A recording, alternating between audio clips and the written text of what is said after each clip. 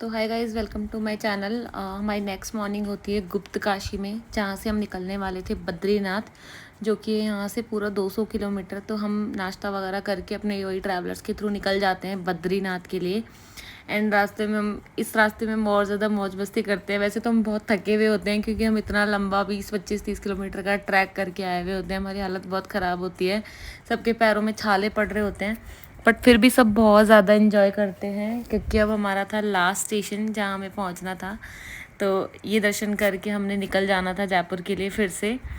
तो एक्साइटमेंट का लेवल थोड़ा अलग ही था इस बार, क्योंकि अभी लग रहा था कि अगर इस बार और ट्रैक नहीं होना चाहिए बद्रीनाथ में, क्योंकि अगर और ट्रैक हुआ तो बस हम लोग नहीं कर पाएंगे, क्योंकि इतना लंबा ट्रैक हम ऑलरेडी कर चुके थे कि हमारी हालत ही नहीं हो रही थी कि अब और ज़्यादा हम चल सके। तो सबको ये डाउट था कि कहीं बार बार हम अपने ड्राइवर से भी पूछ रहे थे कि यार बद्रीनाथ में तो ट्रैक नहीं है, बद्रीनाथ में तो ट्रैक नहीं है, बट ऐसा नहीं था। वो आगे देखना आपको, क्योंकि हमें तो लग रहा था कि 2-2.5 किलोमीटर भी अगर हमें चलना पड़ा तो भैया हमसे ना हो पाएगा। अब हम ट्रैक नहीं कर सकते। और ये आगे कुछ लोग हमारे ट्रैवलर्स में, इनको अपने ब्लॉग शूट करने थे, तो ये अपने ब्लॉग बनाने में लग गए थे। हम बहुत ज़्यादा डांस कर रहे थे। इसमें गाने हैं नहीं, क्योंकि ये कॉपीराइट का इशू आ जाता है यूट्यूब पे, बट हमने बहुत मस्ती की थी और ये हमने अपने ब्लॉग वगैरह भी शूट किए थे। तो आगे देखिए बद्रीनाथ में हमें क्या एक्सपीरियंस मिलता है, कैसा रहता है हमारा बद्रीनाथ का ट्रिप। हमारा मतलब दर्शन एंड आसपास की लोकल विजिट के साथ ही हमारा उनके साथ प्लान हुआ था। तो एक्सपीरियंस काफ़ी अच्छा रहता है। ये देखो फिर से ये उत्तराखंड की वादियाँ, बट केदारनाथ वाली वादियाँ बहुत ज़्यादा सुंदर थी, बट ये भी हमें बहुत अच्छी लग रही थी।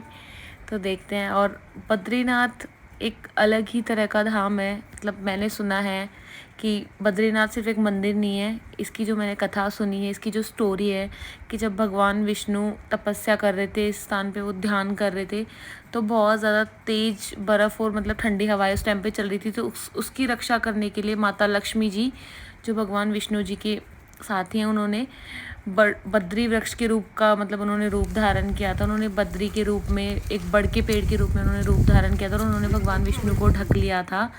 तो इसलिए उन्हें बद्रीनाथ या बद्री वन के स्वामी कहा जाता है, जो कि हमारे 4 धामों में से एक है। एंड ये देखो यहाँ पे ये बद्रीनाथ का पूरा वे बहुत सुंदर लग रहा था। हमारे होटल से 1-1.5 किलोमीटर था, तो हमें ज़्यादा चलना भी नहीं पड़ा था। एंड हमने जाके बद्रीनाथ धाम के दर्शन कर लिए थे।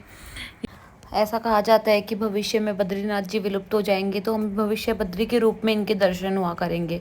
ऐसा कहते हैं कि यहाँ भगवान नारायण की मूर्ति है, जो कि शालग्राम पत्थर से बनी हुई है, नहीं धरती से खुद प्रकट हुई थी। तो इसकी बहुत ज़्यादा मान्यता है। एंड हमारा जो नेक्स्ट वीडियो आपको मिलेगा माना गाँव का। सो